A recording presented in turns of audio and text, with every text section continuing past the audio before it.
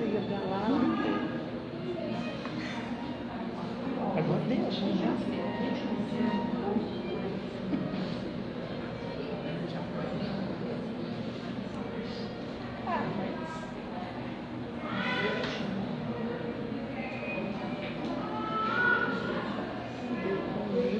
Vai lá, ele demora para. São 40.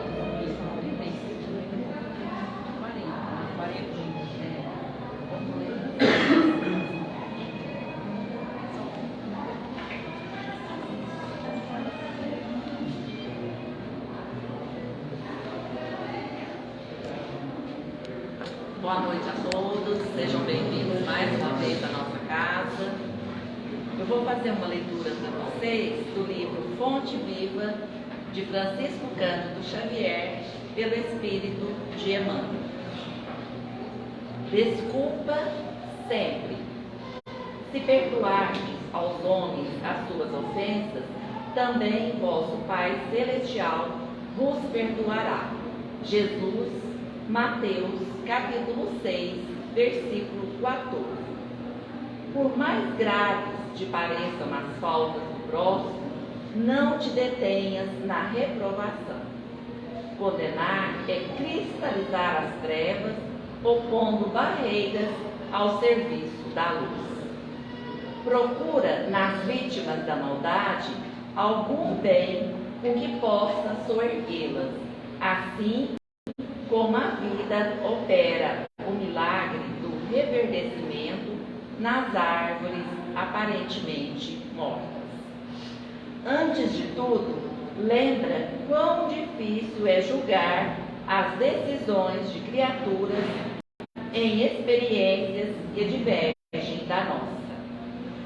Como refletir apropriando-nos da consciência alheia e como sentir a realidade usando um coração que não nos pertence?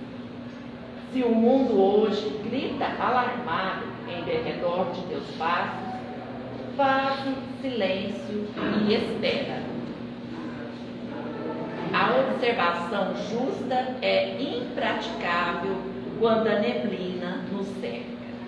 Amanhã, quando o equilíbrio for restaurado, conseguirás suficiente clareza para que a sombra não te altere o entendimento.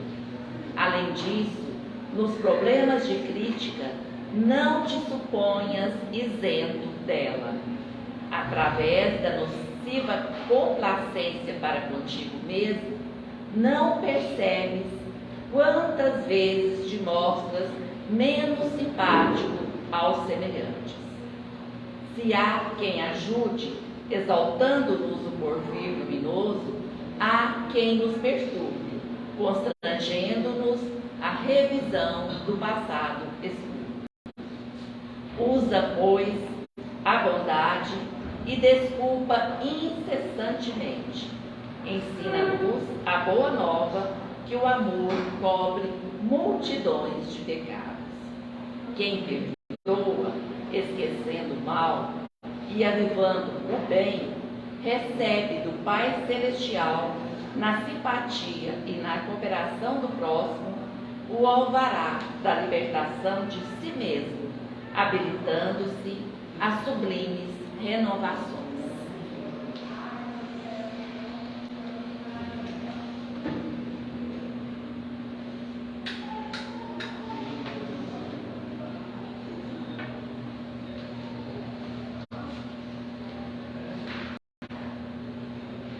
Vamos elevar os nossos pensamentos a Deus Pai Todo-Poderoso, pedindo a Ele que olhe por nós, que nos envolva com toda a sua paz, com toda a sua luz. Vamos agradecer a Ele a oportunidade que temos de estar aqui hoje, reunidos em seu nome. Que essa paz, que essa luz que nos envolve nesse momento possa continuar conosco por muito tempo, que nós possamos sempre estar envolvidos pela luz do Mestre Jesus. Que Jesus possa nos abençoar, nos amparar em todas as nossas dificuldades, todos os problemas que enfrentamos no nosso dia a dia, mas que temos a certeza, Jesus está conosco, nos guiando, nos mostrando o caminho do bem. Queremos também pedir aos amigos benfeitores, aos mentores espirituais dessa casa, que nos dilate o entendimento, que intua a Enetina, para que ela nos traga a mensagem e que nós possamos compreendê-la da melhor maneira possível. Queremos pedir a permissão de Jesus, pedir um amparo da espiritualidade maior, para darmos início à nossa reunião da noite de hoje. E que assim seja.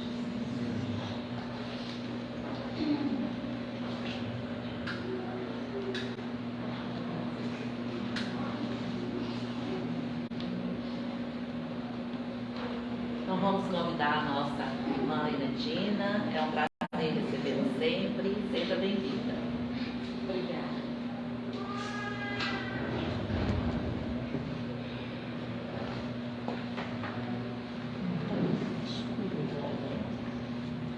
Então, boa noite a todos. Para mim é um dia de muita alegria estar aqui nessa casa novamente, onde a gente seja assim, muito bem acolhida. Então eu agradeço a oportunidade que a casa me oferece, agradeço também a presença de cada um de vocês, e eu espero que ao término dessa reunião, ao término do tratamento daqueles que vieram aqui buscar o tratamento, que todos possam sair realmente confortados, porque essa é a missão da Casa Espírita. Todos nós que adentramos aqui esse salão, passamos do portão para cá, a gente não consegue nem imaginar a preparação do ambiente realizado pelo Estudante Superior. Eles já prepararam esse ambiente com muita antecedência, já sabendo quem é que viria aqui para ser beneficiado. Então, com certeza, todos nós, ao retornar para os nossos lares, que nós iremos voltar com o nosso coração muito mais aquecido, com a nossa esperança mais fortalecida e com a nossa fé mais robusta também, né? Porque esse é o propósito da doutrina espírita. A doutrina espírita, ela mostra para nós a nossa origem, a nossa destinação. Então, diante dessa verdade, não tem porquê, não tem motivo de nós ficarmos sentindo cabisbaixo, tristes e desanimados, não é verdade? Então, hoje eu trouxe um assunto aqui para nós ser abordado. Nós vamos falar aqui da caridade para com os criminosos. É uma lição, é uma mensagem que está contida no Evangelho segundo o Espiritismo, no capítulo 11. O título do capítulo é Amar o próximo como a si mesmo. E o item é o item 14. Depois, em casa, se vocês quiserem ter acesso ao Evangelho e ler na íntegra essa mensagem, vai ver a maravilha que é. Essa mensagem é editada pela Isabel de França, tá? Uma mensagem linda mesmo. Então, se vocês quiserem ter acesso. Então, a fonte do nosso estudo aqui é o Evangelho segundo o Espiritismo, um livro também da Amélia Rodrigues, ditado por ela, através da psicografia de Valdo Pereira Franco. E o livro Pão Nosso, desse companheiro que a Eleusa leu, o livro Fonte Viva, porque o Emmanuel, ele pegou várias passagens do Evangelho de Jesus nos seus 6 livros. Fonte Viva, que a Eleusa leu, Caminho, Verdade e Vida, Vinha de Luz, Pão Nosso, Palavras de Vida Eterna e Seivo de Luz. Então, nesses 6 livros, o Emmanuel vem desenvolvendo, facilitando para nós o entendimento das passagens de Jesus. Aí então, amar o próximo como si mesmo, caridade para com os criminosos. Como será que está o nosso sentimento em relação aos nossos irmãos os criminosos? Nós, que todos que estamos aqui dizemos cristãos, somos os seguidores do Cristo. Então, como é que está o nosso sentimento em relação àqueles que praticam os crimes mais hediondos, os crimes mais nefandos, prejudicando as pessoas e prejudicando a própria sociedade? Como que está o nosso sentimento? Não precisa responder nada, tá? Então, o Emmanuel, no livro Pão Nosso, na lição de número... A lição chama Pecado e Pecador. Então, o Emmanuel, na lição de número 133, a lição chama Pecado e Pecador. Então, o Emmanuel, ele pegou uma carta, um trechinho da carta do apóstolo João. O apóstolo João foi o apóstolo que mais conviveu com Jesus. Foi ele morreu bem velhinho, parece que tinha 92 anos, o apóstolo João. Então, ele escreveu várias cartas. E o Emmanuel, ele pegou um trecho da carta de João, que está no capítulo 1, no versículo 11, onde o apóstolo, ele fala assim: amados, não sigais o mal, mas sim fazer o bem. Quem faz o bem é de Deus, e quem faz o mal não tem visto a Deus. Essa é a carta do apóstolo João. Então ele está dizendo para nós que quem faz o bem é de Deus, e quem faz o mal ainda não tem visto Deus. Então, olha, porque nós aqui sabemos que é uma pequeniníssima parte dos que sabem que a vida continua. Os seguidores da doutrina espírita, quando mostram lá o censo do número de católicos, do número de protestantes, do número de evangélicos, nem mostra o número de espíritas no censo. Pequenininho o número das pessoas que sabem da imortalidade da alma e que conhecem através da doutrina espírita. Muitos, a grande maioria, vamos dizer assim, não sabe da imortalidade da alma. Então, muitos desses, eles acreditam que quando nasce um bebê, está nascendo um espírito ali junto com o bebê.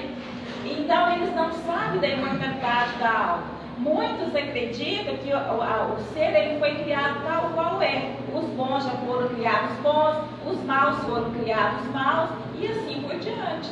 Então, a doutrina espírita, ela vem falar para nós da lei de progresso. É a única doutrina que mostra para nós o problema do ser, do destino e da dor.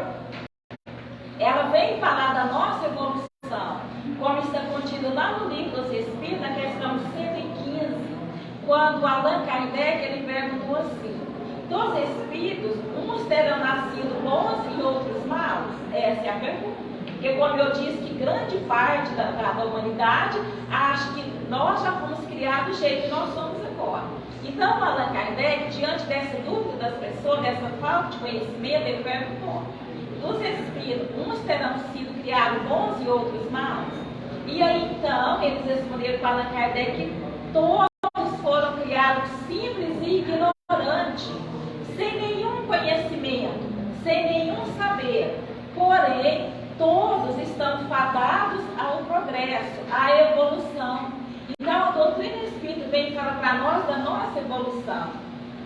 Que nós fomos criados simples e ignorantes, sem nenhum conhecimento, mas através das reencarnações nós iremos desenvolvendo as nossas potencialidades, as nossas habilidades, utilizando as duas asas do progresso, o conhecimento e a sabedoria. Então, diante desse caminho que nós iremos traçar, que nós iremos percorrer, todos nós iremos atingir a perfeição.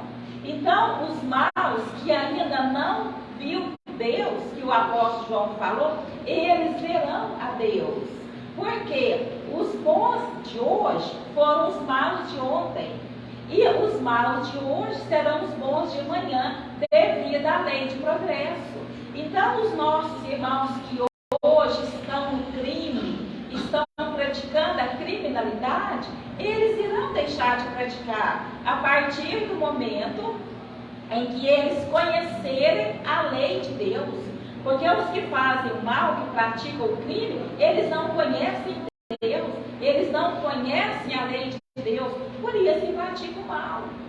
Então, diante dessa verdade, da lei de evolução, qual deve ser o nosso comportamento em relação aos nossos irmãos criminosos? Hoje nós estamos aqui nesse grau evolutivo, hoje não praticamos mais o mal, nós não praticamos mais o mal deliberadamente, com aquela vontade de praticar o mal, isso já não nos pertence mais, mas lá no passado também fazíamos isso. Então, a lição que a Eleusa leu fala de não julgar, e sim de perdoar. Assim também deve ser o nosso comportamento. Como é que nós vamos julgar os nossos irmãos criminosos, se é que nós não temos nenhum material, não temos nenhum cabedal, nós não pensamos com a cabeça deles e não sentimos com o coração deles? Como é que nós vamos julgar os criminosos? Então, o papel nosso é de auxiliar. O Allan Kardec, no Evangelho segundo o Espiritismo, no capítulo 8, o título do capítulo é Bem-aventurados puros de coração. Então, lá nesse capítulo, Allan Kardec, ele fala assim, que existem 3 tipos de espíritos. Existem aqui, vamos imaginar aqui uma pirâmide. Existem aqueles maus que pensam no mal, que vivem no mal, que praticam o mal. Para eles é o mal. Esses, então, estão na base dessa pirâmide. Não houve nenhum progresso ainda, tem todo o progresso a ser realizado. E no topo dessa pirâmide estão aqueles que pensam no bem, que vivem no bem, que agem no bem. E esses já realizaram o seu progresso. E na parede dessa pirâmide estão aqueles que pensam no mal, surge a oportunidade de fazer o mal, mas reluta. Então, esses estão em via de progresso, que são a grande maioria. Nós que estamos aqui, não estamos lá na base mais, já saímos de lá, mas também não alcançamos o topo dessa pirâmide. Então, todos nós que estamos aqui estamos em vias de progresso. E quando nós necessitamos de ajuda, todos nós recorremos àqueles que estão lá no alto da pirâmide para nos ajudar. Nas nossas dificuldades, nós recorremos ao Dr. Bezerra de Menezes, recorremos à assistência da irmã Sheila, a casa da qual eu faço parte. Tá?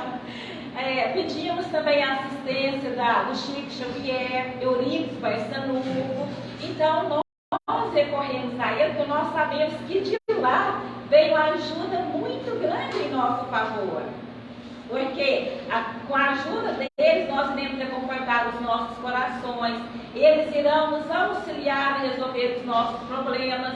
Então, nós pedimos com toda confiança para aqueles que estão lá no alto, que já realizaram o seu progresso. Assim, os nossos irmãos que estão lá na base da pirâmide, que praticam o mal, que vivem no mal, eles também aguardam de cada um de nós essa ajuda. A nossa humanidade é uma lei de cooperação. Os que estão mais avançados ajudam os que estão menos avançados. E os que estão menos avançados ajudam aqueles que estão menos avançados ainda.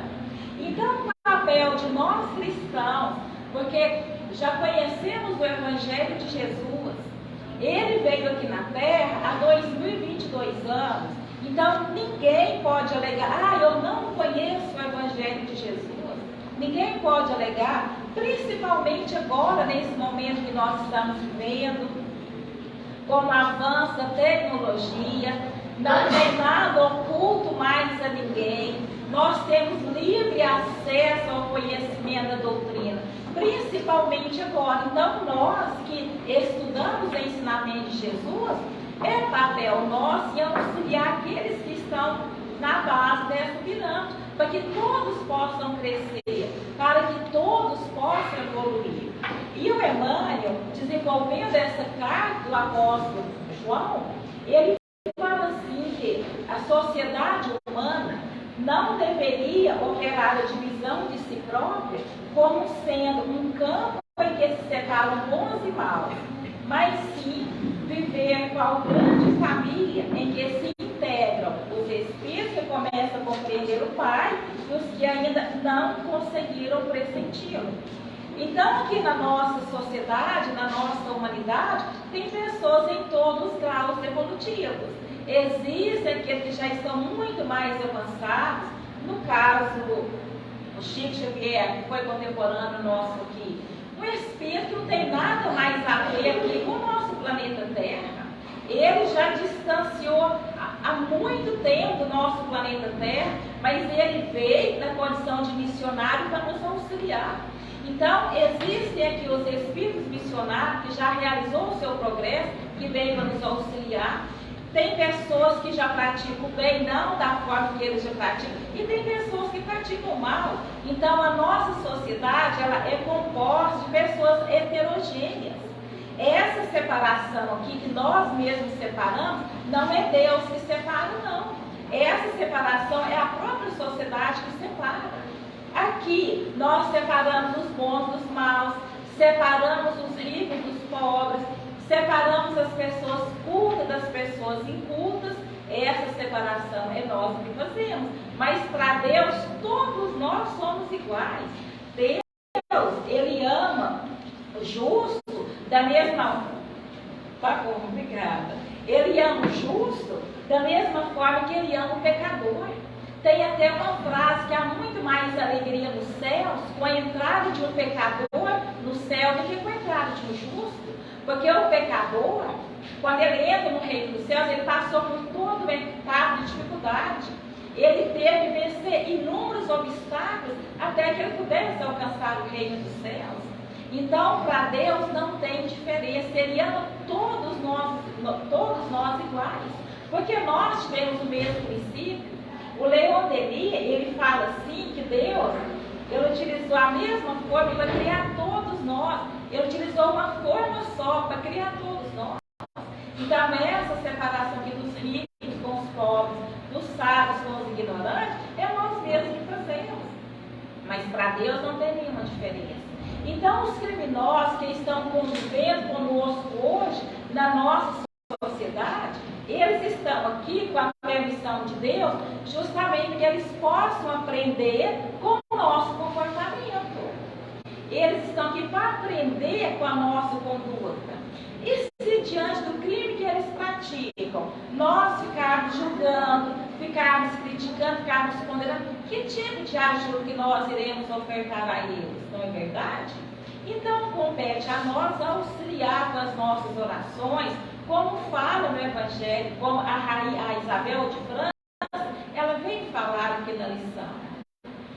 Mas antes do livro Pelos Caminhos de Jesus, ditado por Amélia Rodrigues, através da psicografia de Paulo Pereira Franco, lá certa feita, Jesus ele estava em Cafarnaum, juntamente com os seus apóstolos, e Jesus ele estava falando da necessidade do perdão incessante, do amor irrestrito.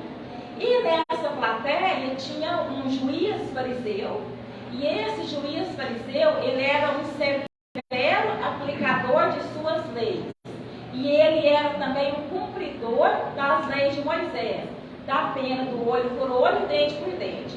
Então Jesus, falando da lei de amor, ele ficou assim muito irritado, e chegou para Jesus e perguntou para o mestre, se o amor que Jesus estava pregando, o amor irrestrito e o perdão incessante, se era para todas as pessoas. Ele perguntou para Jesus.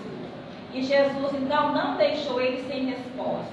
Imediatamente, Jesus fala assim para ele que, sem dúvida, o amor, ele é como o ar. Ele expande, ele beneficia a todos. E os criminosos são as pessoas que mais necessitam de ajuda, porque eles são portadores de uma enfermidade.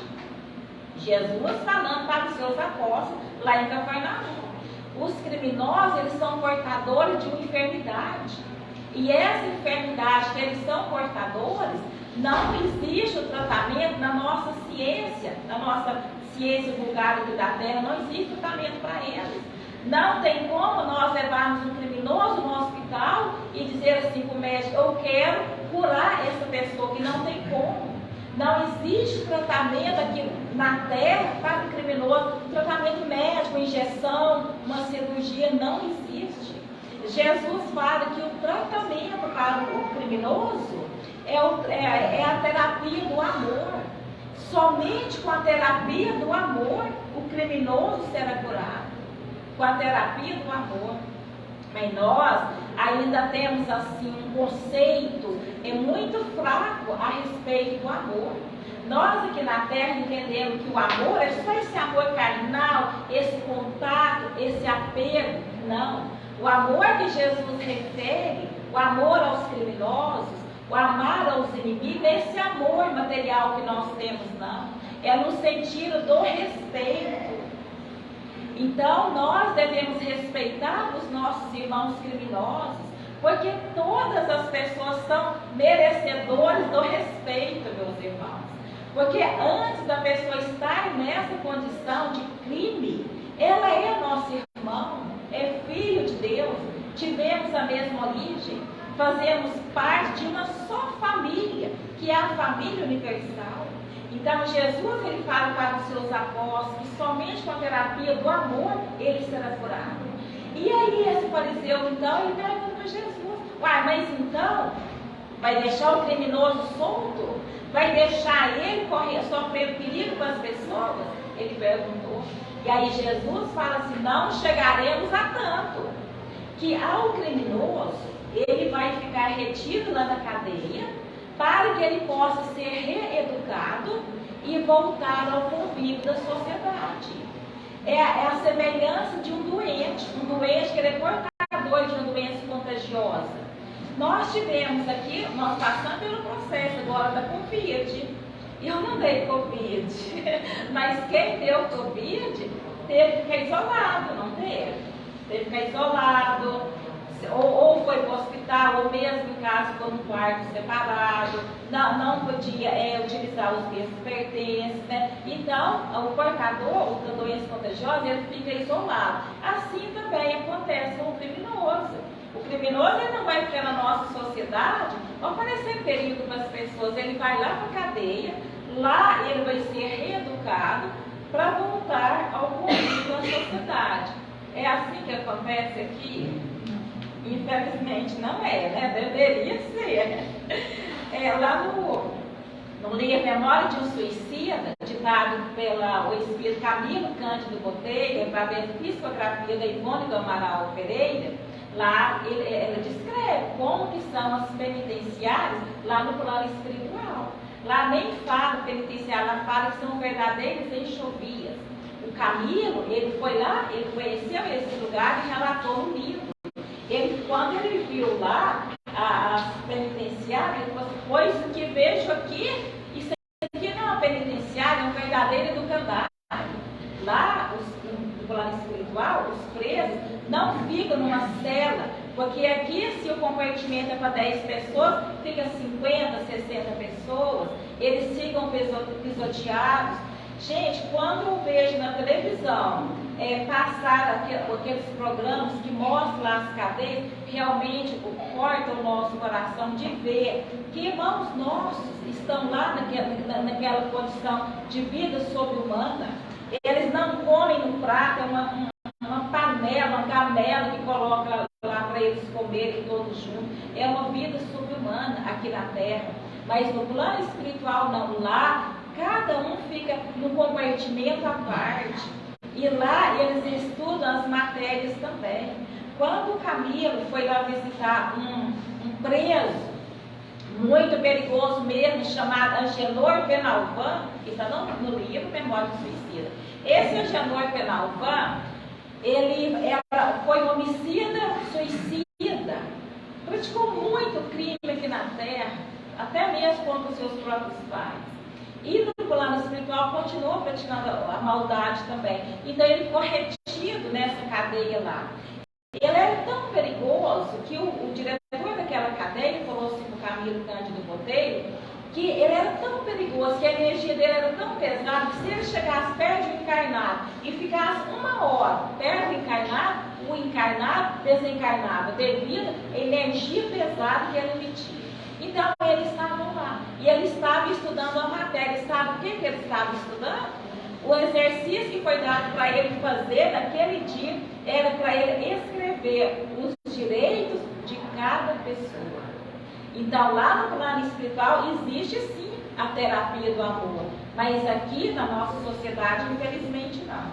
Então Jesus fala para os seus apóstolos que ao preso ele vai para lá, vai ser reeducado, vai obedecer às regras da prisão, né? E depois ele vai voltar ao convívio da nossa sociedade. Assim deve ser. Então nós não vamos trazer um criminoso para nossa casa, porque ele pode colocar a nossa família em perigo. Mas a rainha, a Isabel de França, ela vem nos ensinar como é que nós devemos ajudar o criminoso. Vamos entrar agora então na lição que está contida no Evangelho, tá? Primeiro, eu fui saber quem é Isabel de França. Quem é esse espírito com tamanha bagagem, com tamanha autoridade moral, e que o Allan Kardec, diante de tantas mensagens que ele recebeu, porque nós sabemos que a codificação da doutrina, ela foi composta de mensagens que os espíritos ditaram em diversas partes do mundo, e eles enviaram para Allan Kardec, e ele separou a dedo as mensagens que estavam incertas ali em cada capítulo. Então, Allan Kardec, escrevendo o capítulo 11, amar o próximo como a si mesmo, ele selecionou entre inúmeras mensagens essa aqui, da Isabel de França, que é uma menina linda que desencarnou. Ela viveu apenas 30 anos aqui na Terra, a Isabel de França. O nome dela é Isabel Filipina Maria Helena, o nome da Isabel de França que ditou a mensagem. Ela nasceu em Versalhes no dia 3 de maio de 1764 e morreu em Paris no dia 10 de maio de 1794. Ela viveu apenas 30 anos. Ela foi irmã do rei Luís XVI, aquele que casou com a Maria Antonieta, e que eles tiveram envolvimento na Revolução Francesa, e tanto o rei quanto a Maria Antonieta foram decepados, passou pela guilhotina, e mesmo a Isabel de França não tendo nenhum envolvimento com a política, porque desde pequenininha ela já tinha pendores para a caridade, desde pequenininha ela já procurava ajudar as pessoas, já tinha esse coração enorme. E mesmo assim, ela também passou pela guilhotina. E conta que o soldado que estava encarregado de acionar lá os tambores, né, para o rufar lá dos tambores, onde todos que estavam ali na plateia, assistindo aqueles crimes nefandos ali, as pessoas passando pela guilhotina, quando chegou o momento do soldado ligar o botão para todo mundo gritar, viva a República, viva a República, o soldado ele caiu, ele desfaleceu. E quando a cabeça dela foi decepada, todos que estavam ali sentiam aquele perfume no ambiente. E passado muitos anos, vem ela ditar essa mensagem para nós: caridade para com os criminosos.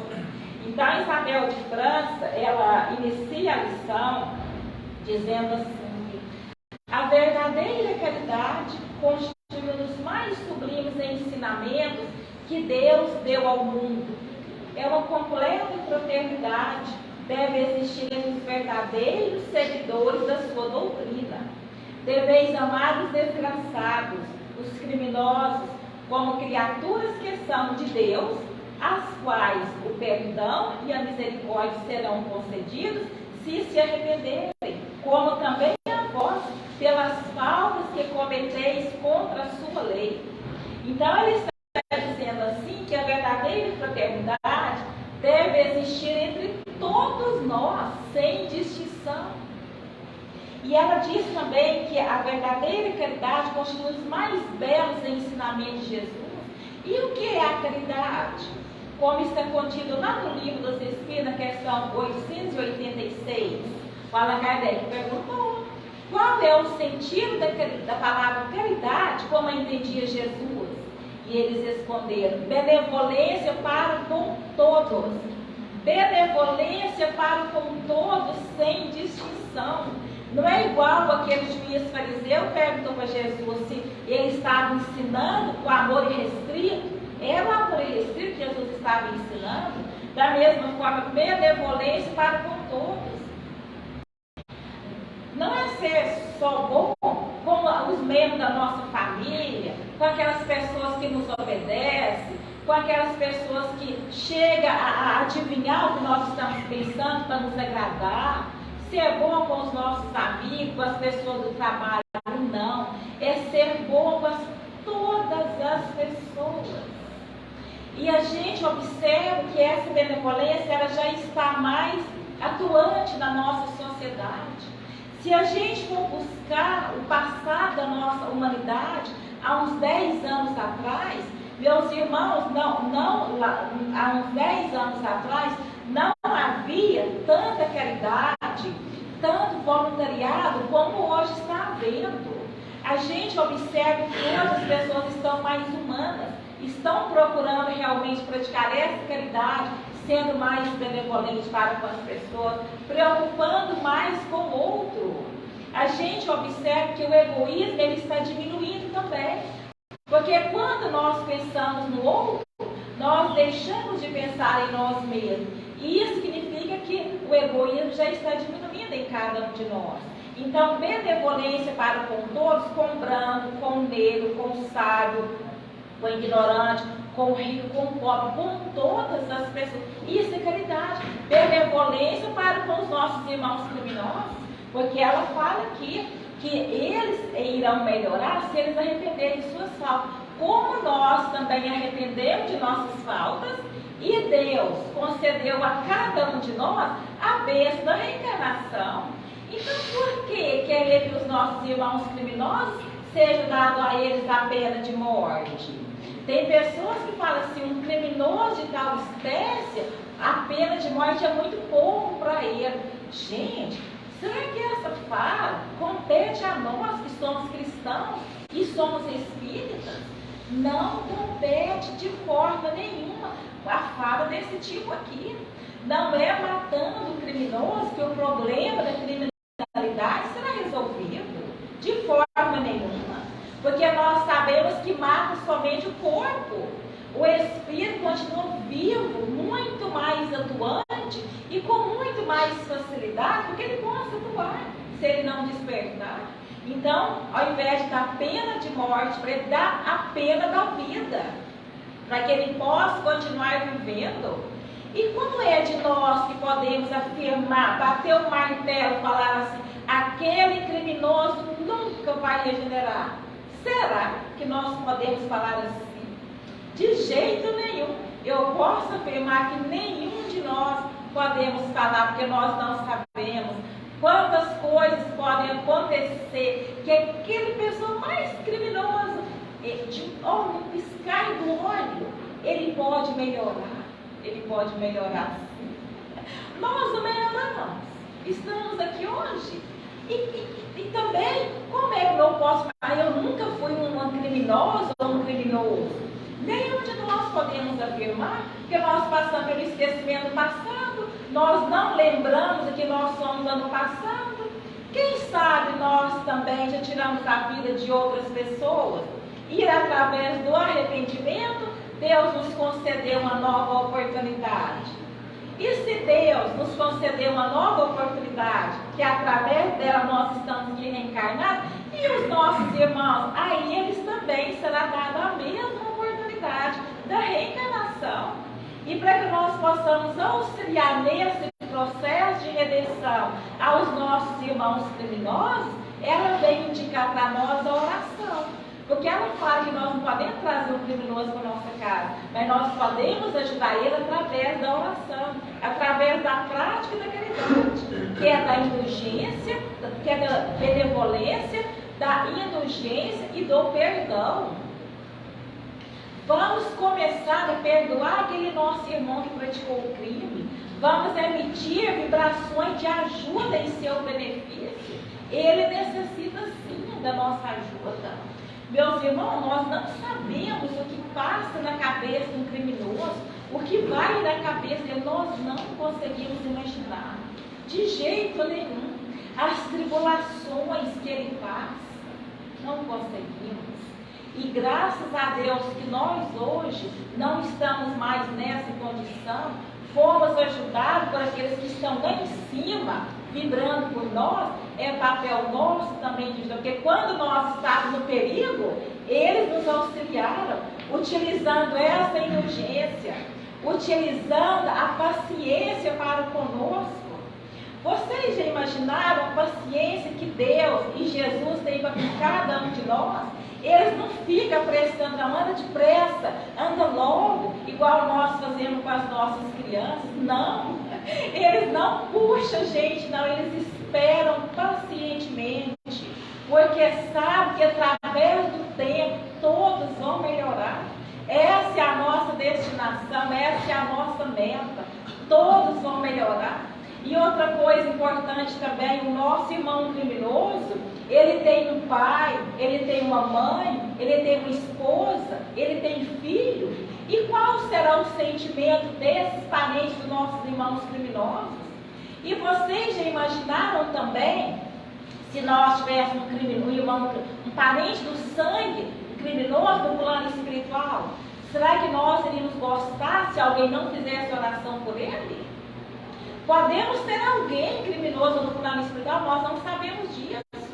Como fala lá no livro, Os Mensageiros de André Luiz, lá bem no começo desse livro, lá fala, a mulher, a mãe, um espírito altamente evoluído, com as suas duas filhas, que são espíritos evoluídos também, o marido dela e o pai dessa mulher eram criminosos, que estavam sofrendo nas regiões inferiores.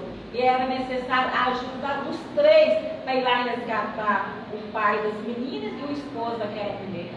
E se nós tivermos alguém no plano espiritual que necessita da nossa ajuda, necessita da nossa oração, então, como nós não sabemos, vamos ajudar, porque assim ele também será beneficiado. É isso que a Isabel veio falar para a gente. Vamos orar todos os dias, toda a noite. Quando nós vamos fazer oração, vamos pedir para os membros da nossa família, né? Porque a gente pensa primeiro na nossa família. A gente sempre pensa, pede para o nosso pai, nossa mãe, nosso esposo, todo mundo ali. Vamos estender um pouquinho o pensamento em favor dos nossos irmãos criminosos. Olha, e a oração vai chegar até eles. Como a oração chegou aos criminosos, aos suicidas do livro Memória do Suicida. Os 4 suicidas do livro Memória do Suicida, quando eles foram resgatados no Hospital Maria de Nazaré, onde é a Maria de Nazaré, a mãe de Jesus, que cuida desse hospital, quando eles foram resgatados, passou pela orientação, pelo esclarecimento, eles foram até um quarto onde tinha um aparelho semelhante a uma televisão, lá naquela época, hoje é muito mais moderno. Foi mostrado para eles quem é que fazia oração para os 4 suicidas. E eles ficaram surpresos, que pessoas que eles nunca imaginavam que ia pedir por eles, eram essas pessoas que estavam pedindo. E olha, quando nós fizermos oração para um criminoso, porque ele não está sozinho, ele tem parente, ele tem família aqui e tem família no plano espiritual. E os seus familiares que estão no plano espiritual e vê que toda noite nós pedimos em favor dos criminosos, meus irmãos, quando chegar a nossa vez, porque nós também iremos passar pelas dificuldades, nós também iremos dar o nosso testemunho. E quando chegar a nossa vez da dificuldade, da necessidade, eles serão os primeiros que virão nos socorrer. Isso é da lei. Lá no livro, os mensagens falam, isso não é promessa de amigo, não, é da lei. Se eu ajudo, eu também serei ajudada. Então vamos auxiliar os nossos irmãos criminosos, vamos todas as noites pedir por eles.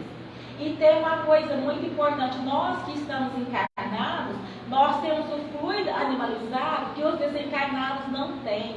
Então, se nós fizermos oração, colocar à inteira disposição do nosso anjo da guarda, eu quero sim ajudar o meu irmão criminoso, o nosso anjo da guarda, ele vai aproveitar a nossa intenção, o nosso sentimento, a nossa vibração, o nosso fluido animalizado e vai levar até aquele criminoso. E se no momento ele não estiver receptivo, não tem problema. Aquela oração nossa, ela não vai perder de interesse e ela não vai ter dado de validade também não. Quando ele estiver mais aberto, mais receptivo, ele vai sim ser beneficiado da nossa oração. E se é um desencarnado, a nossa ajuda vai ajudar que ele possa despertar, para que ele possa ser reeducado, voltar ao convívio da sociedade, não no plano espiritual, preparar uma nova reencarnação, da mesma forma que nós estamos reencarnados aqui. Olha que lindo, como que processa a lei de Deus, né? É uns ajudando os outros. Então vamos pedir. O Divaldo Pereira Franco, ele conta que ele fez oração com o suicídio durante 15 anos. O Divaldo, ele estava andando no trem, certa feita, e ele viu o noticiário de uma pessoa, um pai de família. Esse pai tinha 8 filhos, ia naquele desespero, naquela dificuldade material, ele cometeu o suicídio, atirando debaixo das rodas do trem de ferro. Então, o Divaldo deu isso no jornal e ele ficou muito impressionado com aquela notícia. Então, a partir daquele momento que ele deu aquele noticiário, ele começou a fazer preces para aquele suicida. E aí, passado 15 anos, o Divaldo estava num tormento muito grande, muito triste, chorando. De repente, adentro ali na janela do seu quarto, aquele espírito falou assim: Divaldo, você está triste? Mas como é que você está triste, Divaldo? Se é você que me ajudou tanto. E aí ele contou que ele passou a receber as vibrações que o Divaldo Pereira Franco fazia para ele todos os dias. Assim também irá acontecer com as orações que nós fizemos para os nossos irmãos criminosos. Nós iremos ajudar a eles a oferecer condição para reencarnar, que através da bênção da reencarnação, que todos nós redimimos das nossas faltas. Então, está aí a dica, a sugestão da espiritualidade superior. Às vezes pensa assim: o que eu vou fazer? Eu não tenho nada para me fazer. E nós sabemos que o dia é composto de 24 horas. Nós dormimos 8 horas, trabalhamos 8 horas, e as 8 horas que sobram. Então, desculpa, eu não tive tempo. A hora que eu for dormir, aquele sono pesado, eu não consigo. Quando acordar e lembrar que tinha que fazer oração e não fez, faz a oração. Porque o bem que nós fizermos hoje, onde nós estivermos, em qualquer parte do universo, ele sempre será o nosso advogado de defesa, tá? Então essa é a mensagem que eu trouxe aqui, que eu quis compartilhar com todos vocês. Eu agradeço imensamente pela oportunidade, eu agradeço novamente o presente de cada um, e que possamos retornar para os nossos lares, sabendo, meus irmãos, que nós podemos colaborar sim nessa seara bendita do Mestre Jesus.